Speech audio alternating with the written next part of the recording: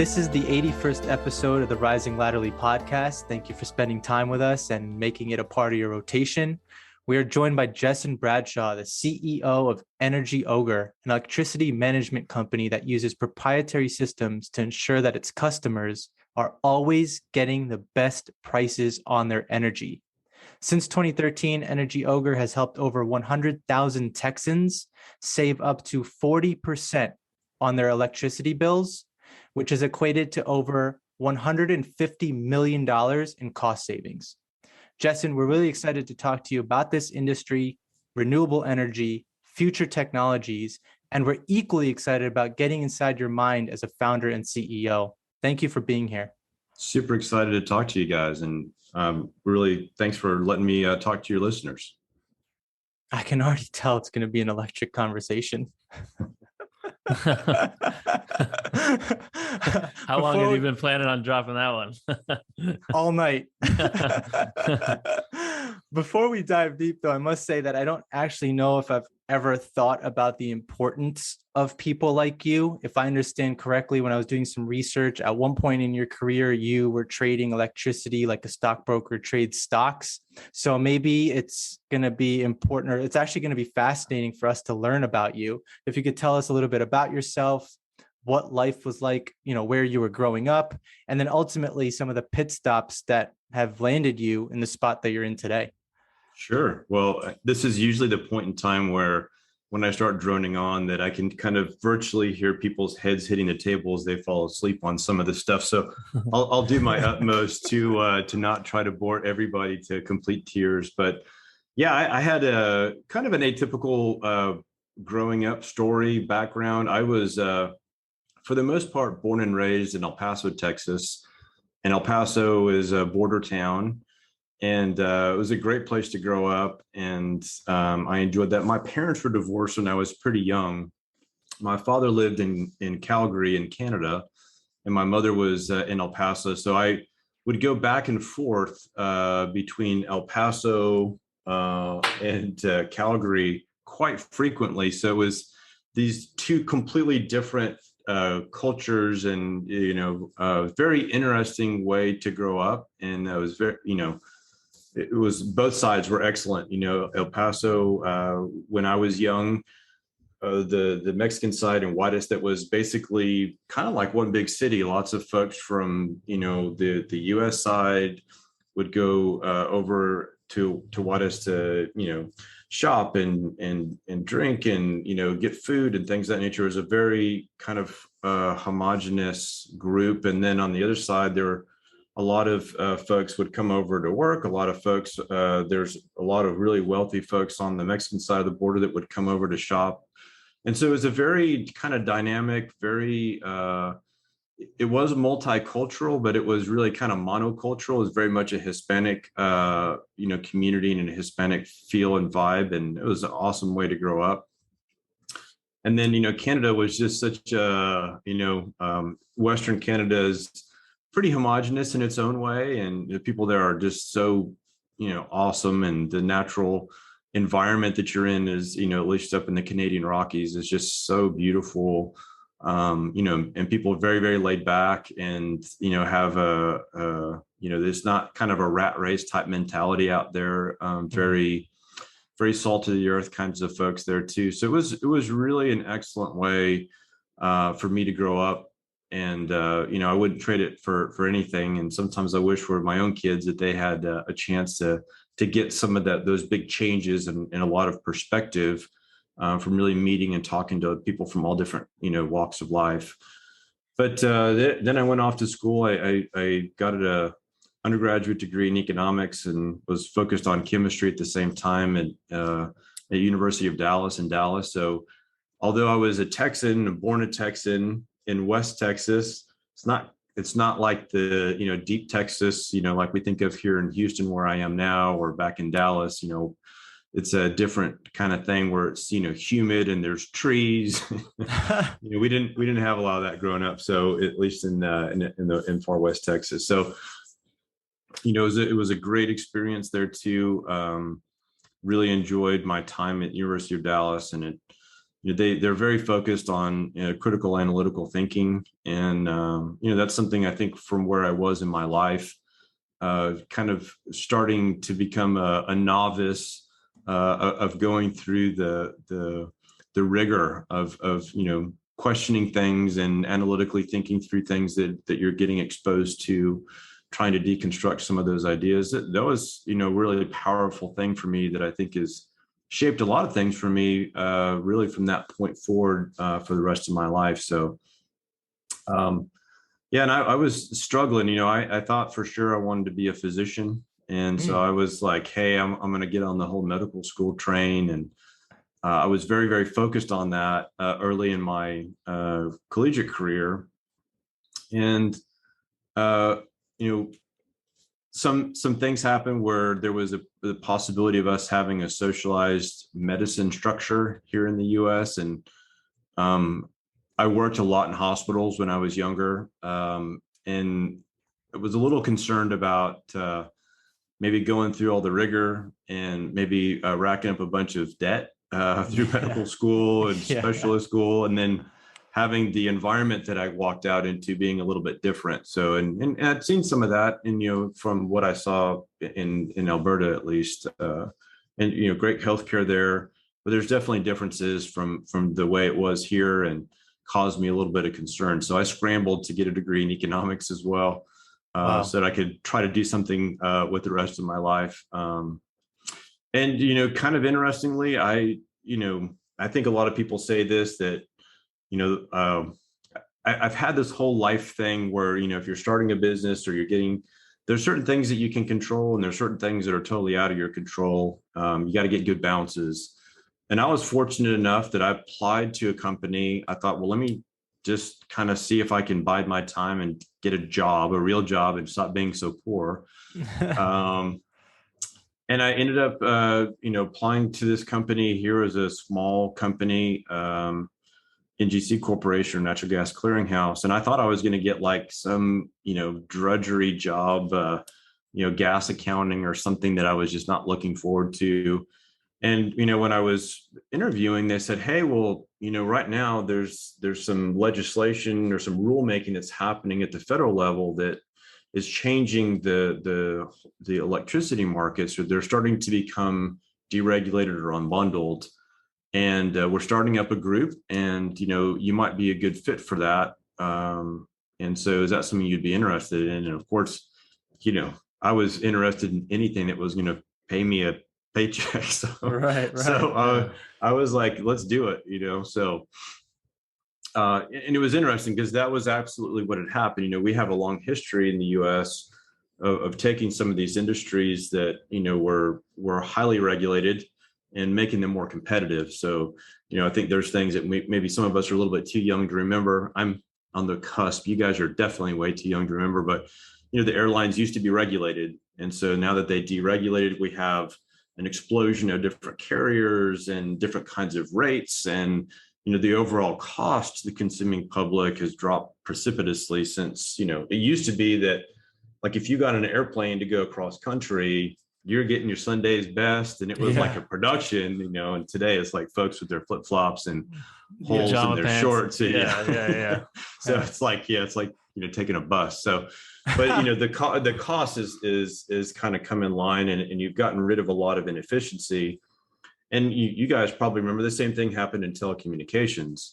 I remember when I was in high school, I had a girlfriend that was in Ohio, and I was in Canada. And I remember, I think my summer job, I think I, wasted all of my earnings on long distance cell phone charges, and it's just, that'd be unheard of today, but it was expensive. And today we don't think anything about, calling it on the other side of the country, and maybe it's, it's unlimited, whatever. So we had the same thing happen, and the same thing actually happened in the natural gas business, not at the retail level, but at the wholesale level.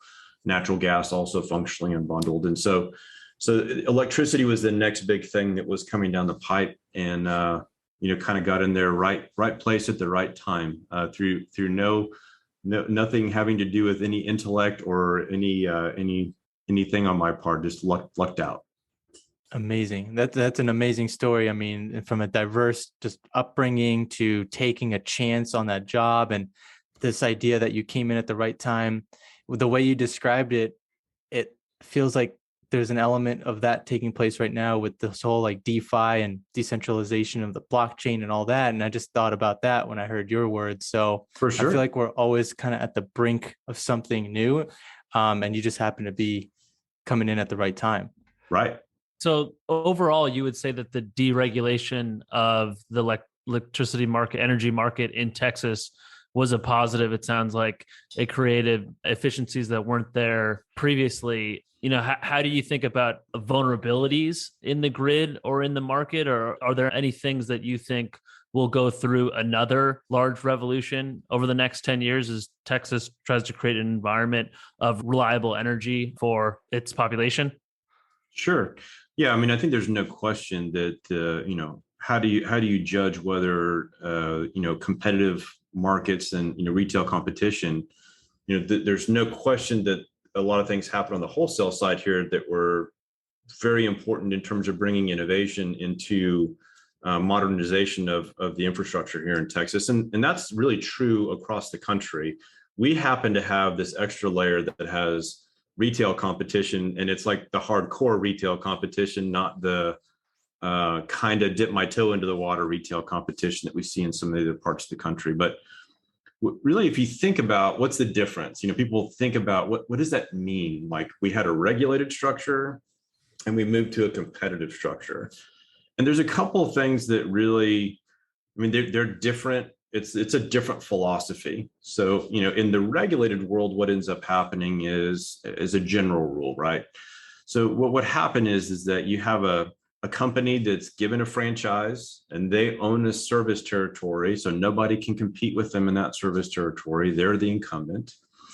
And what happens is that they have this requirement to serve customers. They generate a tariff, that outlines how they'll actually serve all these customers. And generally speaking, the regulatory scheme is one where it's a cost plus a return, right? So it's a return on capital investment. So there's an idea here that would happen in the largely regulated industries where, if you think about it, it's a little bit weird because the idea there is to invest more capital because you're going to get a return on the invested capital that you have. They would call that a rate base. So my rate base is I have these facilities in rates, or I have these other assets in rates.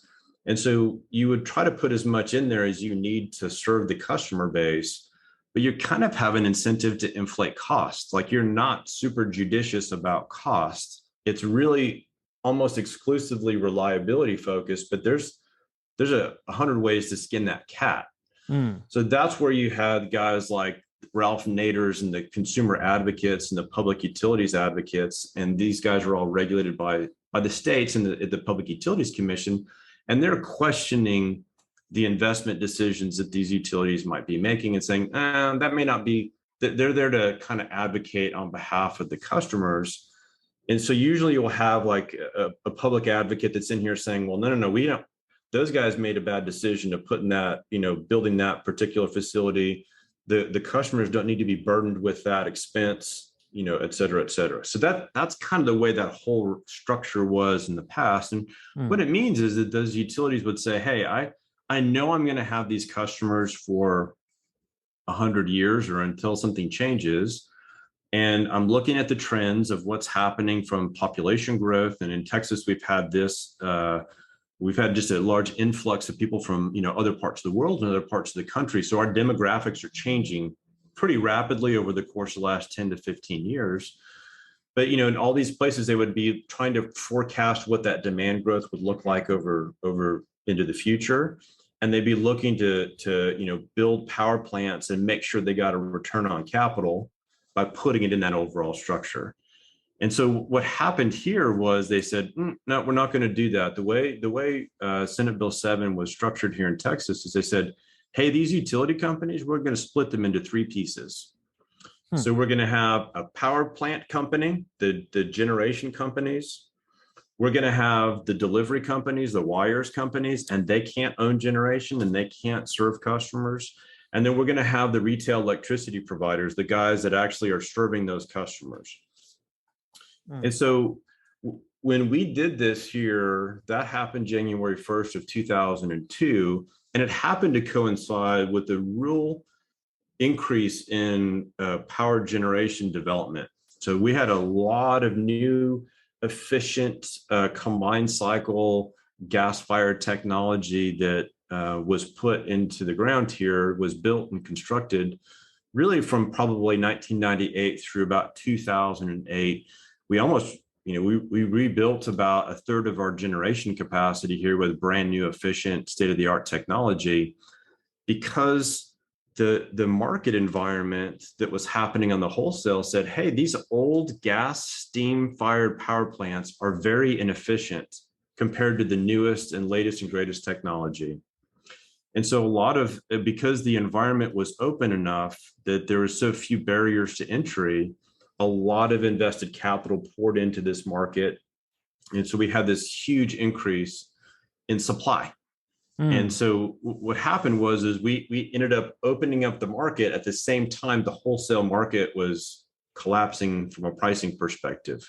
So it was this very interesting confluence of right time, right place type situation. So as a result of that, what happened was the legacy, like right here in Houston, the legacy provider was a company called Houston Lighting and Power, HLP.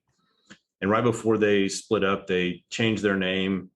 They sold the power plants off and the wires company became something else. But the HLP entity renamed itself Reliant. They kept all their customers in Houston, but they couldn't compete for new customers until they lost a certain percentage of their portfolio. So it was very, very dynamic. There was a lot of headroom because the tariff rates that these guys were all charging customers were, 20, 30, 40% over what the competitive market should be. And so it was an immediate win for consumers day one when we opened the market. They just had to dip their toe into, taking a chance of buying their electricity from somebody else, something that nobody here had any experience with, right? So, yeah, right. It's interesting because it's operating independently. And so just like taking one step back and looking at this 50,000 feet, like from the sky, just to give some background, like the electric grid in the United States is basically three large electric grids. There's the Western grid, if I understand, there's the Eastern grid, which is the largest one. And then there's the ERCOT grid, which is the Texas grid. And even though they're all connected, they're also operating independently. What's really fascinating, just from a statistical standpoint, is that some people might argue that the US electric grid is an engineering marvel. I mean, there's over 9,000 electric generating units. There's over 1 million megawatts of generating capacity, and there's more than 600,000 miles of connected transmission lines. So the reason I'm asking, or, the reason I'm putting that out there is just so people understand, can visualize how the United States is kind of set up with the electric grid and how Texas is operating independently from that. Right. And I would love to get your sense a little bit more on what, like, the ERCOT, like, how does that play into everything? Like, I know that there's a council set up in Texas and they manage the flow of electric power to, millions of Texas customers, but what role are they playing? I mean, what else can you tell us about that? Sure. Well, there's no question the Texas infrastructure, and it's not all of Texas, it's the bulk of Texas. So like El Paso, for example, is part of the WECC, or the Western Interconnect. So it's not tied back into the rest of the Texas system. There's some places in far East Texas that are part of the Eastern Interconnect. So, but the bulk of the large population centers in Texas, Dallas, Houston, Austin, San Antonio, all the way down into the Valley, Corpus Christi, Brownsville, that's all within this ERCOT system. It's the bulk of the Texas system. Lubbock is in there now as well. So that was really done. We sort of, I think people joke about us Texans quite a bit, the Republic of Texas and the great nation of Texas. But Yeah. That was actually, our system was set up kind of because of that. So when you are engaged in interstate, between state transactions, well, now the Federal Energy Regulatory Commission has jurisdiction over those transactions. If all of your transactions are within the state or intrastate, then the federal government doesn't really have any jurisdiction over the states. And so that's a big reason why we set up our own system here. It's actually, we are connected, but not really. We have these, what they call them, DC ties. So, and it's kind of a funny way of interconnecting. But we don't synchronously interconnect with the Eastern Interconnect, and Texas does not synchronously interconnect with the Western Interconnect either. And the West is not synchronously interconnected with the East. And that's a physical problem. They used to be a long time ago, but there's a, and we could talk about that. The grid in the West is different than the grid in the East, just because of the population centers are so far apart in the West, as opposed to in the East. Like if you were to go up Pennsylvania and up through the Carolinas, everything is very close. We have, it's long distances, but you have these population centers that are right on top of each other.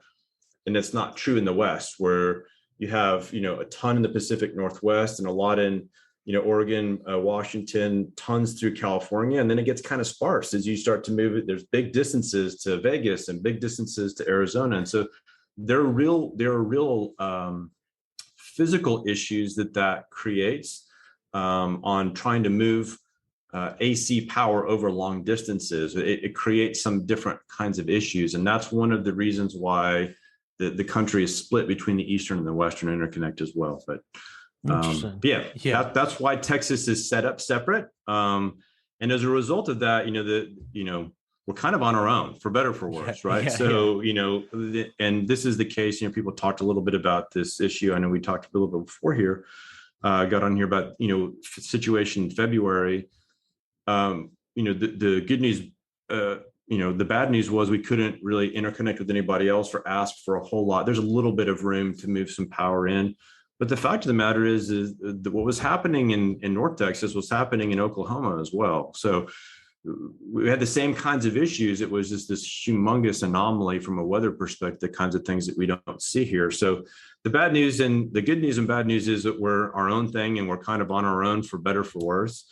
It also, in some of the other places where you have multiple states that are interconnected together, if you think about that, where you have all these guys are regulated, sometimes it's hard for a utility to get a transmission line put in place if they can't show that it's exclusively for the benefit of their own ratepayers. Like if some of the benefit goes to neighboring states, it's kind of hard for them to maybe get some of those investments approved or get those costs recovered. So in Texas, we don't have that problem. We know that every power line that's built here is going to be serving a Texan. We know that that's the case. And so the ability to get the Public Utilities Commission to approve very large transmission infrastructure upgrades, we know that these customers can't go elsewhere and they're all stuck here anyway. And we know that they're going to recover those costs, and it's a much easier way to do that. So we have a couple benefits because of the way that's set up, but then obviously some of the downsides associated with it as well. Right. I just learned so much. I did as well. Yeah. And just to put one statistic around the size and scope of Texas that people not in the state might not realize, the population is 29 million people. So it's the second largest state by population. Nearly 10% of our entire country lives in Texas. So that's a lot of people to serve from an energy perspective. And you can imagine when there's a shortage like there was experienced in the crisis in February.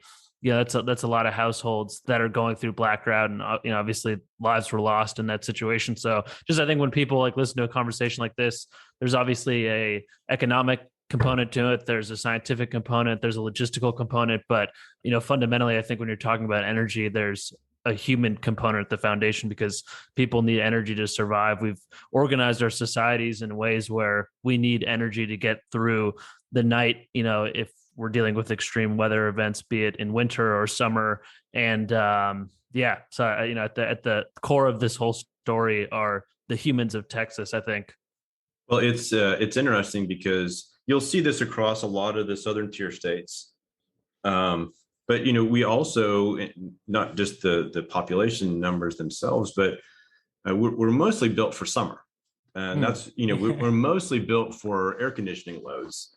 And if you look at the consumption, because of the environment that we have here, especially in Houston and Dallas, and deep in the heart of Texas, our consumption per capita of electricity is higher than what you would see like in California, or you might see in other like the Carolinas or some of those other places. So we tend to be much bigger users even outside of our per capita share of the population as well, just because of the environment that we're operating in. That's again, we see that through other states throughout the South as well, but it's a factor for sure. You've mentioned the word rate a couple of times, so I would be curious what your advice is. I know you deal specifically with Texans, but what is your advice on how someone should know if the rate that they're paying is fair, and how often should they be monitoring this? Well, I think it really matters if you're in a competitive market or you're in a fully regulated market. So, it's like they used to say about, Henry Ford said, well, you can order any color you want as long as it's black. So if you happen to be in one of the states where you have a monopoly provider there and there's no competition, and they're putting a tariff out there, and it's you're going to get what you get, and that's what it is. And so there if it's something that really strikes somebody's interest level, then there's a lot that can be done from a consumer advocacy, a public advocate. And there are whole structures of people that, they lobby the Public Utilities Commission in those states to look at the way rates are set up, just to keep some of these, to be an advocate for the end users, to try to keep some of the investment that's getting in rates in check. So that's one way to do that.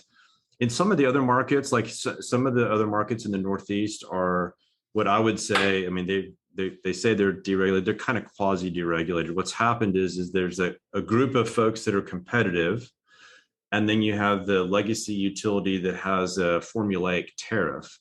And so what happens is that like the tariff sometimes is like completely mispriced because it's lagging. Like, let's just say it's an index, there's a natural gas component to that, or there's some other generation fuel cost adder, and maybe it takes the tariff 3 months for that to actually show up in the calculation of what the rate is. Meanwhile, let's just say natural gas prices are exploding in the competitive market. They're looking at what the actual rates for fuel look like. And this other one, you have kind of this massive subsidy because of the way the tariff is structured. And then obviously 3 or 4 months later, 6 months later, the tariff now has this formula that's like way too high now. And then the competitive arena. So it's kind of some of these other markets, it's being with a competitive provider. I'm not sure it makes as much of a difference, like which one of those. They tend to be pretty close versus the legacy utilities. That's kind of what happens in some of those markets. And I think, if folks are aware, I mean, I think most people, if you're in a market that has, some level of retail competition, I think that you probably know it by now.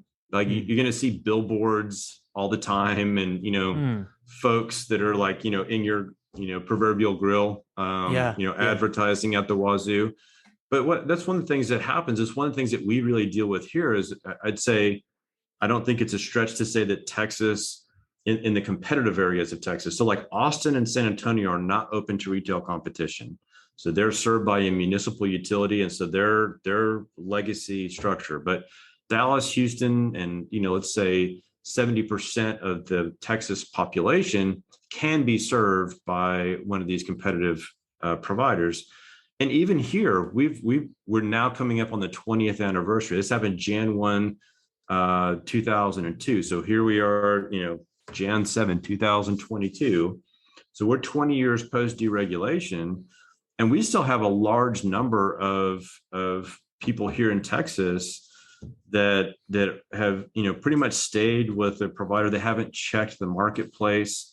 They're not paying attention because if it ain't broke, don't fix it. Or the probably more common thing is that as you guys, we were sort of joking about this with your day-to-day got real lives and real jobs and all the rest of that stuff, and we're all busy.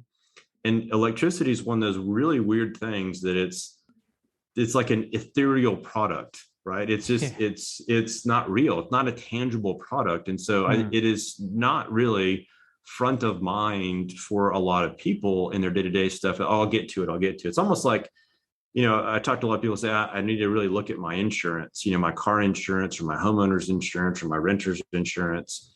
And they kind of like, I know I need to get to it, but not right now. Right.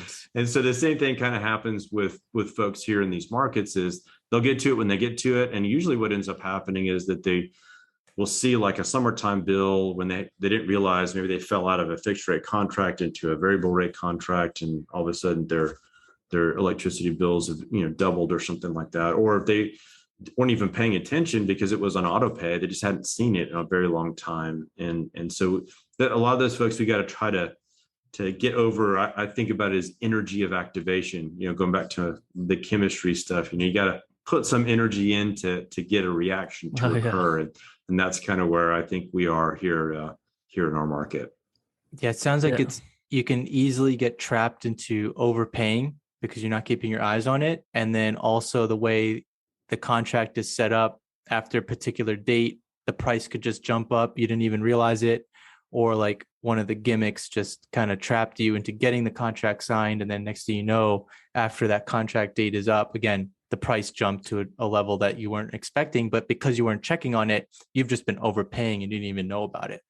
Yeah, I think, what happens is those kinds of outcomes are the kinds of things that I hear people say, well, this is why you don't want to deregulate.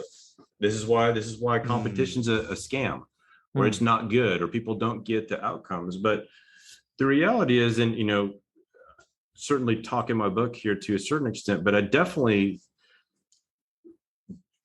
always try to give credit to the folks that crafted Senate Bill 7, the original competitive law here in Texas, because what happened is that there are so many massively powerful consumer protections that are embedded in the way this whole thing has been done.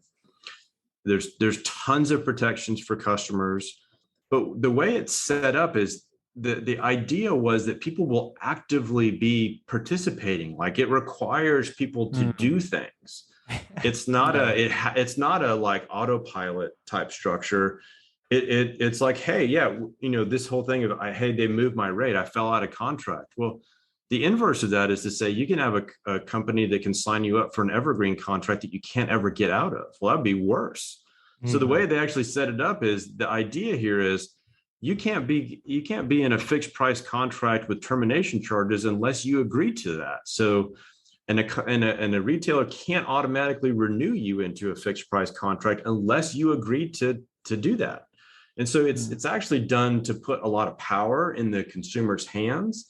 It's just you got to be on top. You actually have to be an active participant. And that's where I think we have this disconnect. That's really one of the things that we built this business to go solve for is, okay, yeah, we'll pay attention. We'll get in front of this and we'll manage these things so you can have your cake and eat it too. You can get all the benefit of what this amazing structure is, the way this huge wealth transfer back to consumers.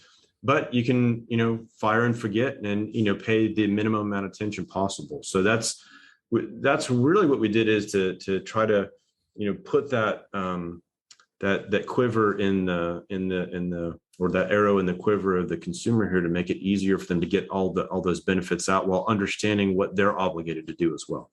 Yeah, that's really interesting. It sounds like there's a parallel there with just democracy. Deregulation requires informed and participating consumers, just like democracy requires an informed and participating electorate. And if you're missing that component, it doesn't really function that well. One question I would have for you around this issue of wholesale versus retail, that was one of the things I came across reading about the kind of unique aspects of the market there. So it seems like consumers can elect to go wholesale, and very often they'll be able to save money in that case. But in certain situations, they may get squeezed from a pricing perspective relative to those who opt into retail. I just was curious about the economics of that, and if you might be able to clarify how that works for me and our listeners.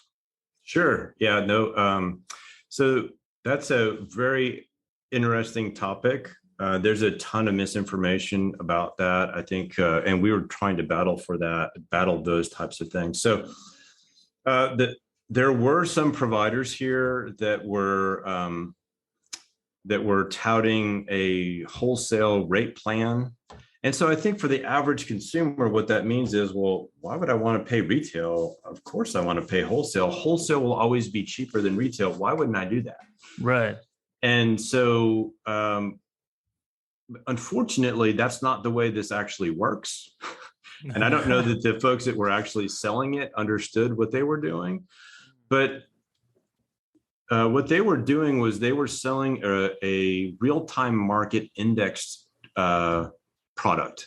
And so what happened is in Texas, what happens is that ERCOT runs a market. They run a real-time market. They run a day-ahead market. But we also, every one of the participants in the market, if I'm a retail electricity provider, I can go buy requirements for next month or next year. I mean, there's these energy is being traded and hedged and all through, like, from now on into the future.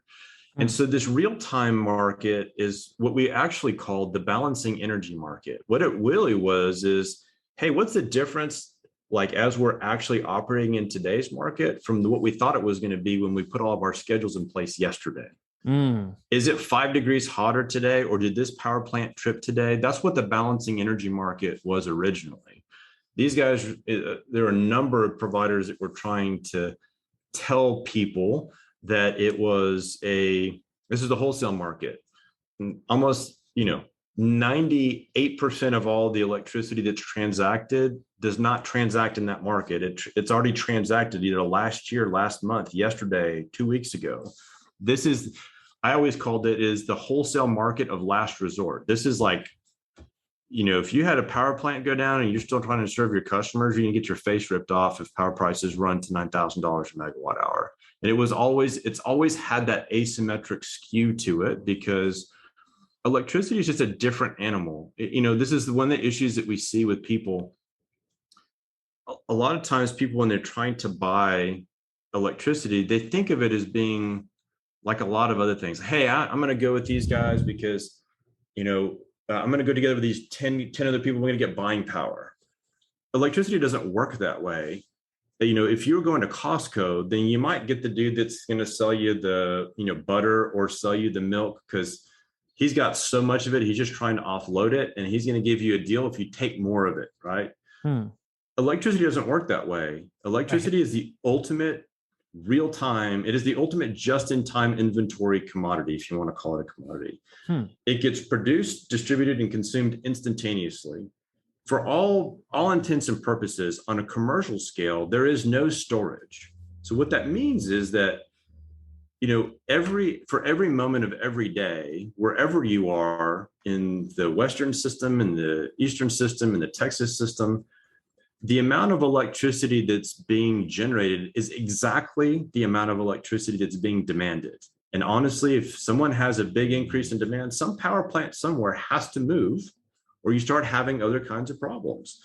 So it doesn't work that way. You can't buy more because you can't produce more than is being consumed. It doesn't work that way. And so some of these guys were selling some of these products that I think appealed to people because of their hey, we buy stuff all the time, and 99.9% of the time, those types of ideas make sense in things that we buy.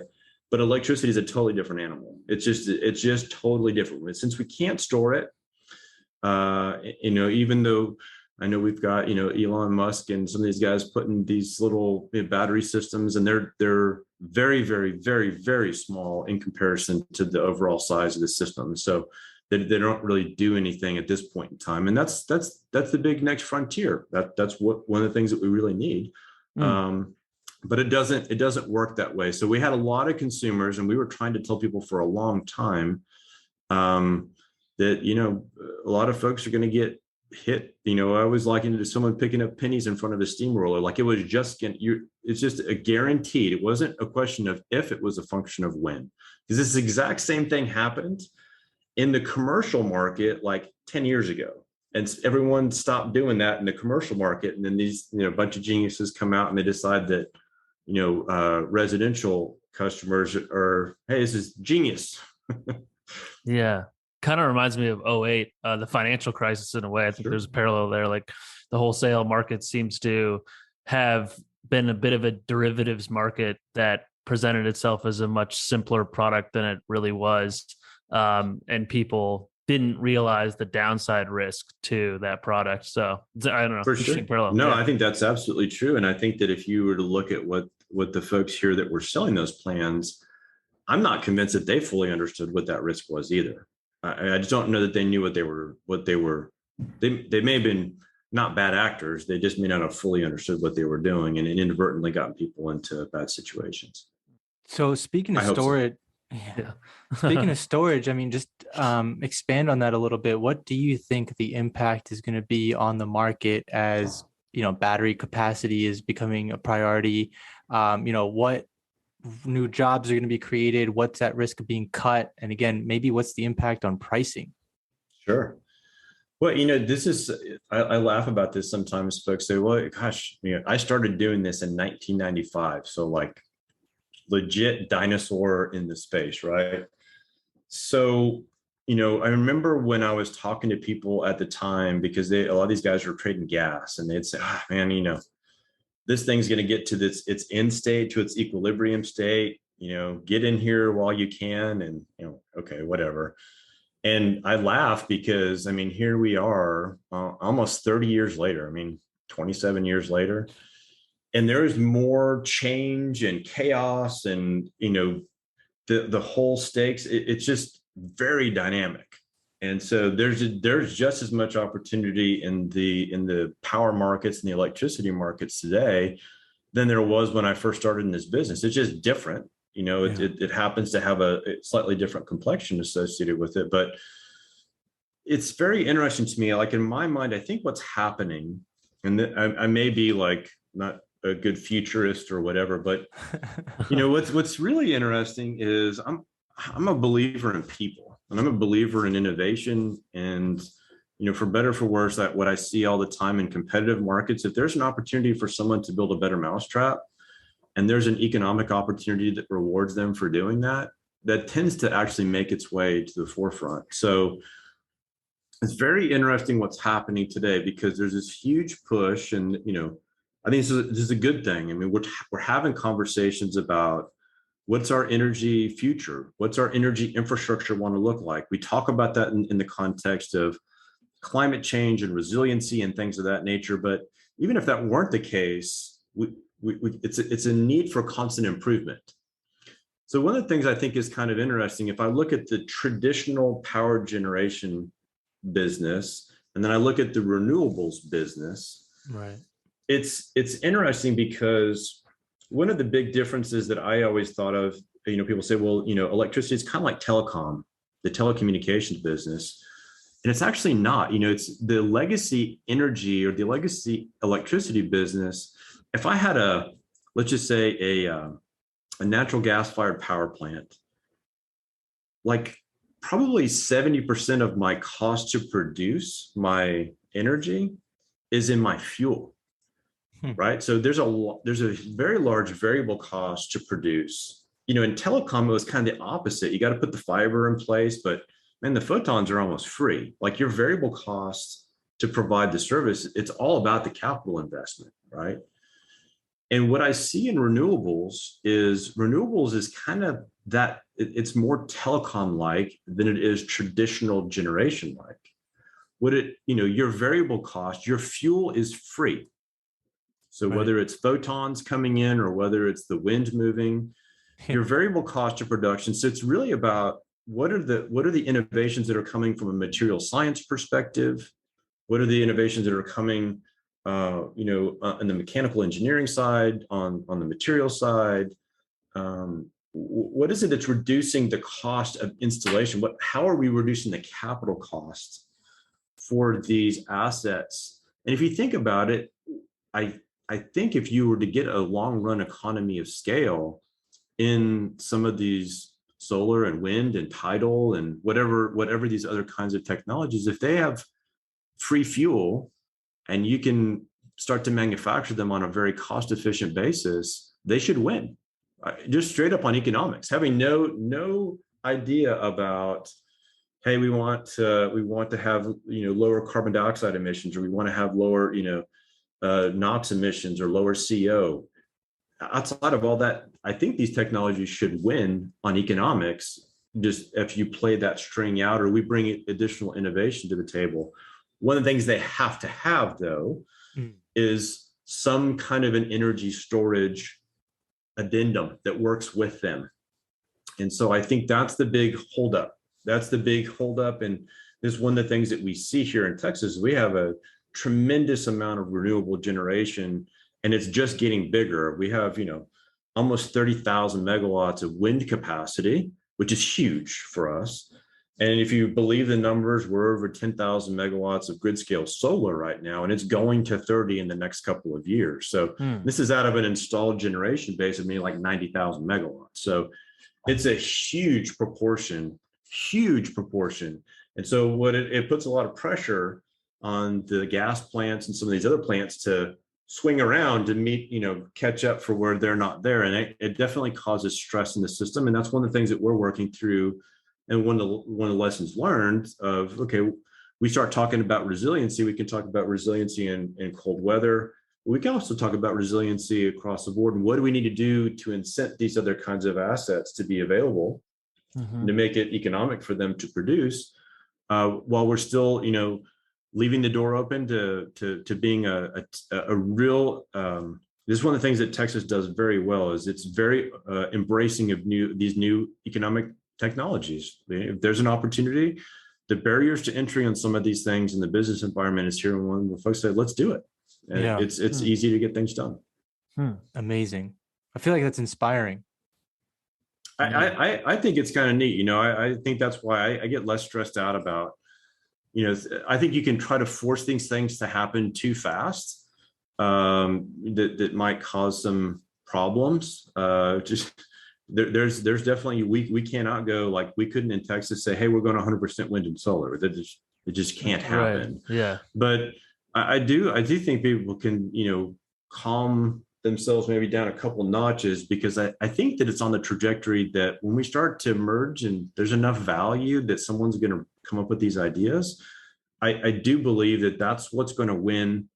It's a better, it's going to be a technology that wins in the long run. So I don't stress about us doing it faster than it needs to happen. I think it's going to happen one way or the other. I'm just curious, do you think those innovations in storage are going to come from the incredibly well-resourced oil and gas companies making a transition, or do you think it's going to come from the startup space in Houston or Austin or Silicon Valley or wherever else? Where do you see the solution to the storage problem, originating from? I think it might be a combination of those. I think what you might find is a lot of the legacy oil majors, they're making a concerted shift, and you have a lot of you can come. Let's say you had a different design. You're working with academic institutions or someone else that has an invention. You're going to have to couple yourself with a bigger balance sheet or an investor base to allow you to commercialize that technology. And I think that what you're going to find is a lot of these companies, as they're really redeploying their effort and their focus, is you're going to see them redeploying their focus and their resources into working in conjunction with some of these other guys to make some of these things happen. So, one of the issues that I've noticed from the outside in is, we have a large company. It takes, it's the rudder. Sometimes you can move the rudder and it takes a while for it to all move around. So there's a marriage made in heaven of having innovators, that they're able to couple some of these technologies, whether with private equity, private capital, with some of these other, energy focused individuals. And I think you'll see that kind of work in conjunction. I think that'll work hand in glove. Cool. Just the capital requirements are so large. It's difficult for someone to make that happen by themselves. Yeah, let's actually spend some more time talking about Energy Ogre and your role as CEO and as a founder. I mean, just base case question, how as a company are you actually guaranteeing that your clients or your customers or anyone who's paying for your service is actually getting the lowest rate? Well, I mean, for us, it's pretty easy because it's math. It's just it's a calculation. So the good news, bad news is that this is a math problem, and so it's a complicated math problem that's pulling in data on a consistent basis. What we really started doing was we found a way. One of the things that was confusing for people early on is, we don't have an APR equivalent. Like if you're to go get a loan, there's the calculation for APR. And Right. so in the dereg statute, there is a mandatory disclosure. Some examples of what prices would look like as if I'm trying to look through offers as an end user here. But it's not exactly the same thing as an APR. So it's very difficult for a consumer that doesn't really understand how they use electricity to identify which one of these things applies to me. So it is hard for them to kind of see that. And because it's hey, we're a little laissez-faire, is the Public Utilities Commission said, as long as you're making disclosures correctly, as long as this stuff is meeting these requirements, we want you to be able to offer up Burger King, have it your way type plans. Like, whatever you want. Like if you want to do hey, if you consume most of your electricity between 2 and 3 o'clock in the morning, you get $1,000 free a month. I mean, those plans can happen. There's no prohibition against that. So it's definitely like, hey, be as innovative as you want to be. But as a result of that, what happens is that for a lot of consumers, as they're looking at these things, it's apples, oranges, tangerines, potatoes. Yeah, Like it's just hard for them to get their arms around it. And so what we did was we built a proprietary process through, people always talk about AI, machine learning. So I hate talking about those things, but it's an algorithm, and we're using some machine learning. We've done this for some time to say, how can I take every single one of these rates, these rate programs, these offers, how can I get them all apples to apples with each other? And so there's a mandatory disclosure that they have. It's an electricity facts label, which is kind of like the DNA of the way the rate is constructed. It tells you how all the different parts and pieces are in there. Now, you can have as many parts and pieces as you want to, and they don't have to really conform with each other. But we built a process that an automation that can go through and pull those down, and it can split all those parts and pieces out, and then it can reconstruct that rate. And so what you find is that everyone say, and people say this a lot early on, is what's my rate? What's my rate? Yeah. If you looked at them, almost none of these programs are they're not one rate. They're basically supply curves, right? So the effective rate at 1 kilowatt is different than the effective rate at maybe 1,001 or 2,001. Yeah, makes sense.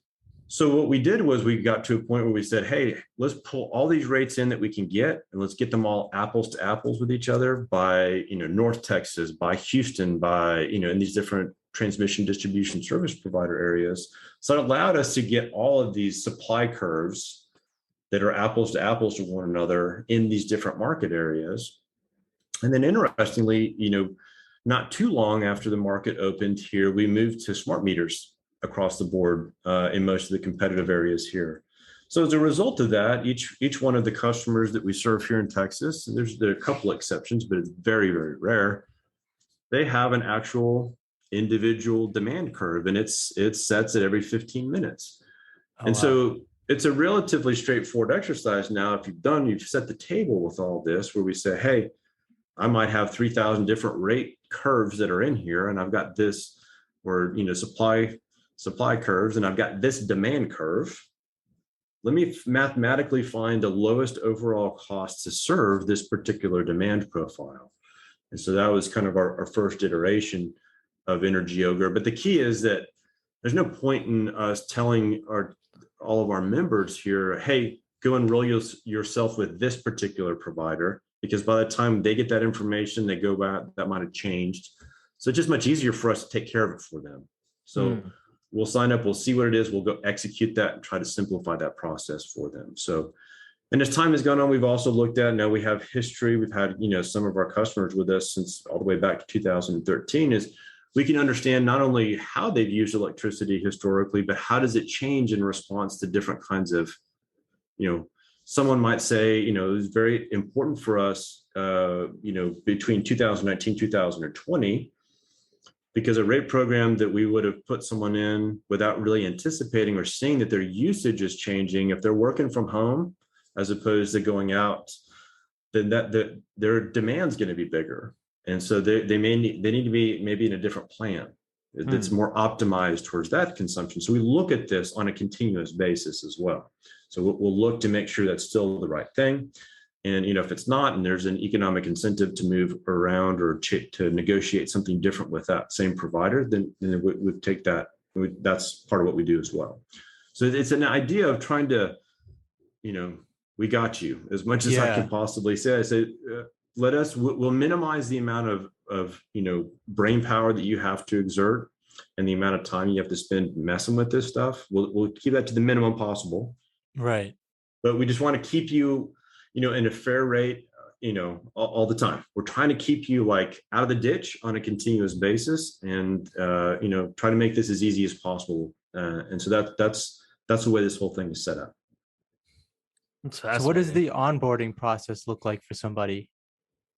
So, we got to get some minimum information about folks. So when folks come to us and they sign up, we usually, early on, we'd say, hey, are you in a contract? And we'd have people tell us, no.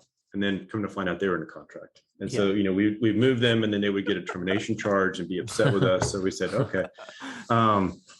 Also, in order to get their legacy usage, I need to know what there's some information that's on their bill, that identifies their meter. So I know which one is the right one, et cetera, et cetera. So what we do is we try to make it simple.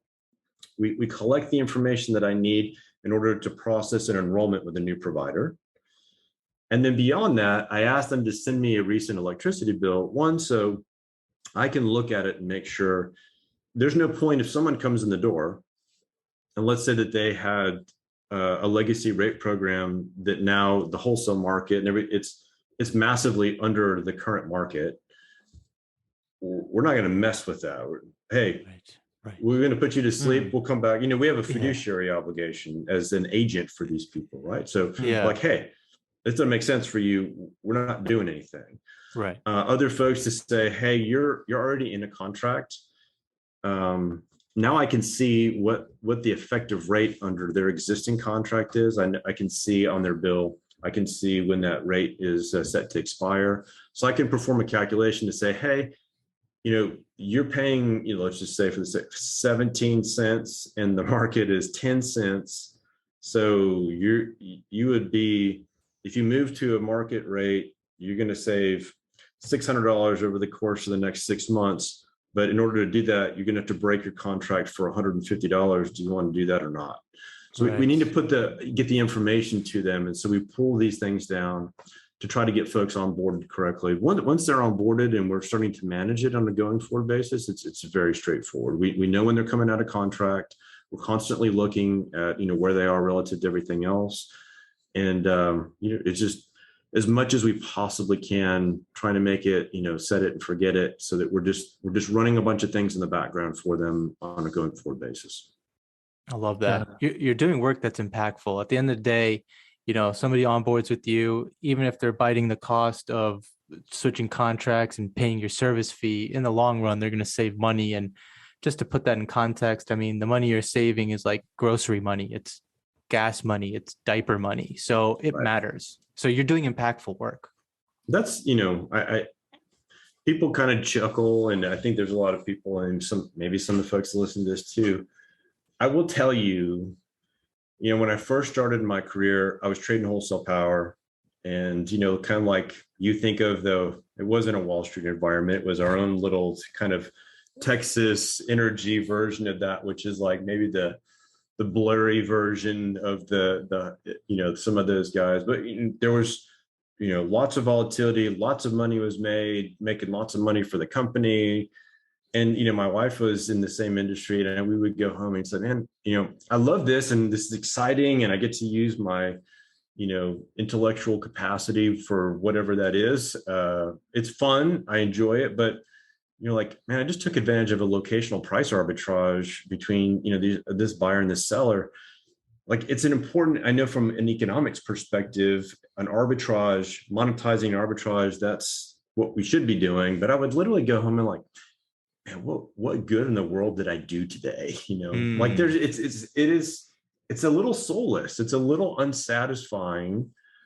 And, I just couldn't complain, provided a excellent, place for me to be able to provide for my family. And I wouldn't, I'm not trying to cast anything. I wouldn't trade that experience for anything. But, when I started, I had built a company before this one, and I started to change a little bit, and I'm like, hey, I'm creating jobs that didn't exist before. And I've got these folks that I'm helping them to progress professionally, that now I have a direct sense of that. But Energy Ogre is kind of been the pinnacle for me, because what you said about it's real money, it's real dollars in the pocket.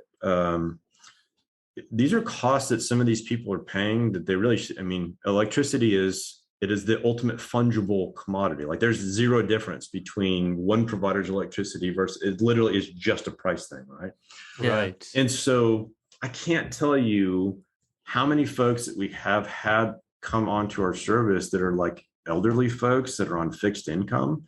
And we may not think about that stuff quite as much, but it's a huge deal. Like if someone can save, $800 a year, or 500 or 300 or two, whatever that is. I've had so many folks that were like, oh my gosh, thank you. I had one lady I remember telling me one time that she was afraid to use her toaster. And so I can finally start using my toaster again, or I can turn the window unit on as opposed to the fan on. So it's real stuff. It's really impactful for people.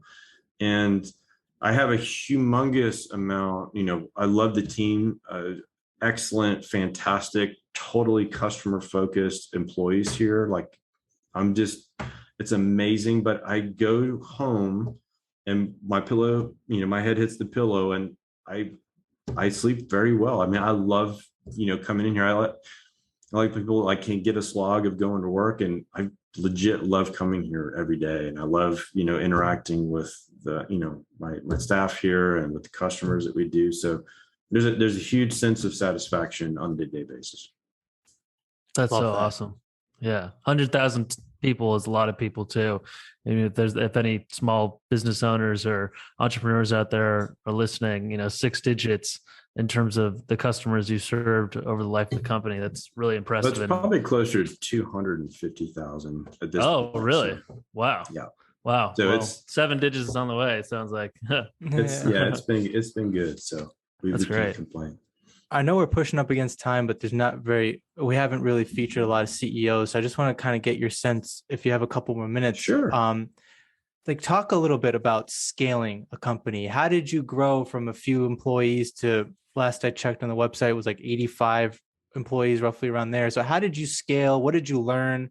Tell us a little bit about the scaling process, and maybe how you had to set a vision and a focus and get everyone together. Sure. Well, that's an excellent question. This is, I kind of feel like it's my third go round at trying to do this. So the good news is, I paid tuition. I think about all the mistakes and the other kinds of things that I did right and wrong, or the things that I was able to witness being done right or wrong. I like to think about it as tuition. I usually don't like to pay that tuition if I can watch somebody else make a mistake, but I absolutely hate paying tuition. I hate paying for it twice. So that's, one of the things that I try to take, some of these things to heart. But in the first company that I was with, as I told you, that, they were starting this new division. And so it was almost its own thing. And so I got to see, and we was a pretty small company. We turned into this Fortune 500 company over the time that I was there. And, got to see all these things that worked well, and what works great, what doesn't work well. And, I was able to take some of that and translate it into the next business that I built from scratch as well. And, I did okay. I did better. There you go. I was able to, the one I was like a passenger, I was, and this one, like, hey, okay, now you do it, right. Ugh. My handwriting's horrible. You're trying to do, it's like trying to do calligraphy or something, right? Yeah. It's like, does that say what I think it says? But this time, it's hard. There's only thing more difficult than managing growth is trying to manage keeping a cohesive business while it's imploding. And so that's infinitely more difficult than building a business that's growing rapidly. But one of the interesting transitions that happens is, this is, I think, one of the things that anyone who's building a business and folks, maybe in other industries would recognize. There's this interesting point where, like, when you come in and you start a business, let's say it's like maybe 3 or 4 people or 5 people, 10 people.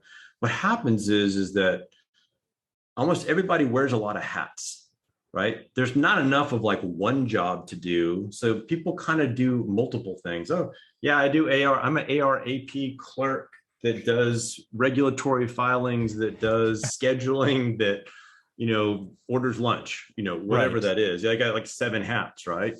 And it's just the way that goes. And sometimes it's really hard when you're growing and you're trying to add, I got this seams problem. How do you add a resource in there that divides up the number of hats that people have to wear? Like, because in the long run, you would have, no, I've got an accounting department, and no, I've got an HR department, and but there's this weird, hard transition that occurs when you have, people that are moving from these multiple hat disciplines into having a robust day-to-day set of operations where people have a primary area of responsibility and accountability. Right. And that's a key, because, well, it's harder to hold a staff accountable. Folks are like, juggling too many things at the same time. And that's one of the things that's an important thing as a officer or leader or the CEO in these organizations, is to say, okay, well, I need to add these resources now. I need to add these things before I need them. If I can I justify this from a cash flow perspective? I need to anticipate these things, because I can get my staff to work at 120%, 130% capacity because they're all in, but I'm going to burn them out. Right. I'm going to run them into the ground, and I'm going to get decreasing marginal utils out of that staff. What I need to do is I need to try to identify these places where I can start to get people that they become very, very efficient, because they're focused on one area of responsibility as quickly as we can. So not all industries are like that. Not all businesses are like that. But that, to me, is one of the more challenging parts of managing growth, is this transition from everyone kind of doing a lot of stuff. And when everyone does a lot of stuff, there's not a lot of accountability for, everyone, they could put their heart and soul into it, but they may not have the background or the technical expertise to do an excellent job at the job number 4 of 7. But that's a big blind spot for you and your organization. You may have a lot of risk that you hadn't really considered or not fully aware. So that's, I think, one of the larger challenges of starting some of these things from scratch and seeing them develop over time. Yeah, absolutely. And then also, as someone working there, you have to realize that you might have a job title, but your real responsibility is to the team. So whatever it takes to get it done. And the reason I'm bringing that up in the context of what you're saying is because we've seen 16, 17 million people quit their jobs in the last few months. Some of them may have been at like traditional, established companies, and moving forward, they're going to find themselves in a startup or a smaller company, and they need to realize that they need to make an adjustment, that they're not just going to be able to come in and think that they know exactly what they're going to do every day and they can clock in, clock out. No, you have to be ready to context switch, and you have to be ready to just be a team player and be ready to wear all the hats that you just mentioned. Yeah, it's the funny thing. You're 100% right. And I think that, if I were, I think that there's that whole kind of, bad, trope of the drone in the large corporate environment that, they've got this, it's like my TPS reports or whatever it is, but, I think the reality is that when you're in one of those highly structured organizations, and there's a point of diminishing returns on too much structure as well, right? It kills innovation. True. That's why some of these small companies can run circles around these large incumbent companies. But, when you're in that and you're part of this large company, sometimes you kind of forget that, like, in those environments, you can't. If I wanted to know something about another part of the business, well, that's not in your channel. You're never going to get any exposure to that. If you're in one of these other companies, And like if I had someone over here that said, hey, I want to become, the company's hydroelectric generation expert. And I don't know where that's going to play in, but I want to know more about that than anybody else in the company. Go get it. Like just make sure Exactly. you're handling all the rest of the stuff. So I think it places a lot of it places a lot of opportunity and a lot of upside on people that are willing to seize those opportunities, right? I mean, Yes. when you're able to get into one of these other environments, that's the quid pro quo is like, hey, no, I'm probably not getting a pension from, this startup. I'm not going to be here for 30 years, more than likely, but I can be right in the middle of all this stuff. I can be part of this team. They're working on unbelievably innovative things, or they're working on some pretty cool stuff, and I want to be a part of that.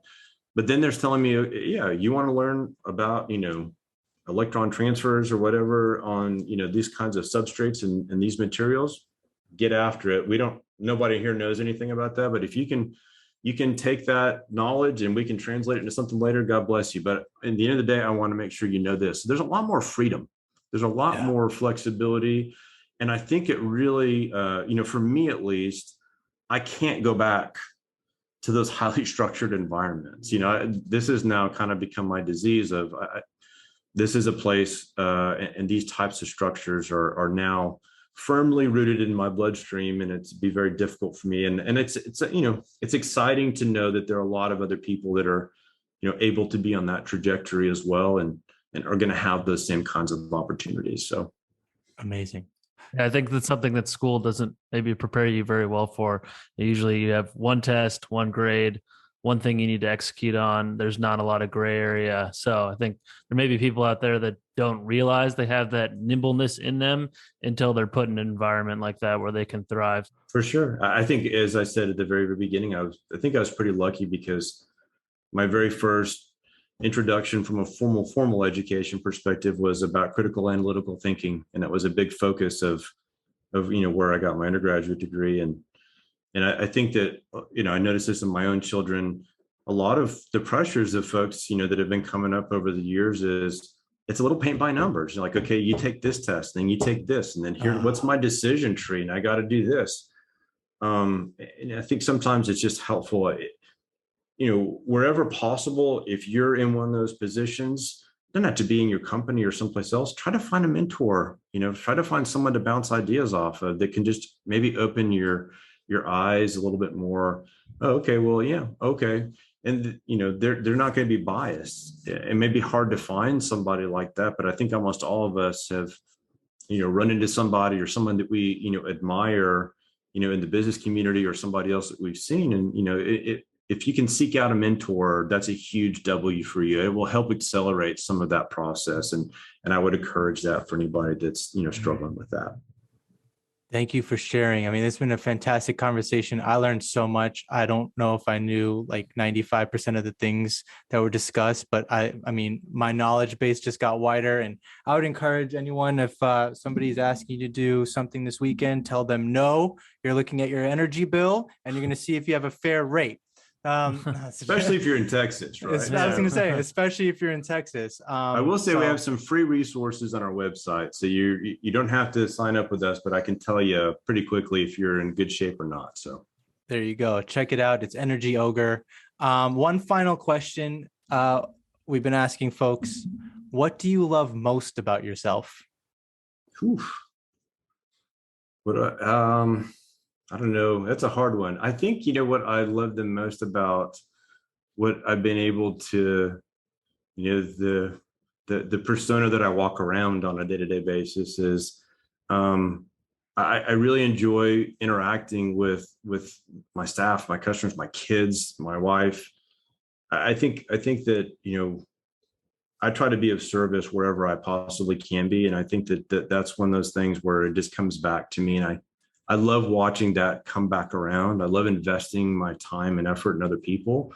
It's selfish because I get so much more back out of it as well. But that's probably the closest thing I could tell you that I love about. I love that that's something that I have the privilege to be able to do on a day-to-day basis, for sure. That's beautiful. Giving is living. That's very wise words. There you go. Well, no, we appreciate the time, Jesson. Seriously, it's been a fantastic conversation, and we hope to do it again. Yeah, enjoyed it very, very much, guys. Appreciate it. Thank you. Thanks. If you enjoyed this episode, you can sign up for the Rising Weekly newsletter sent out each week. Every Friday, we expand on the episode with insights, recommendations, and more. You can sign up at risinglaterally.com. Thank you.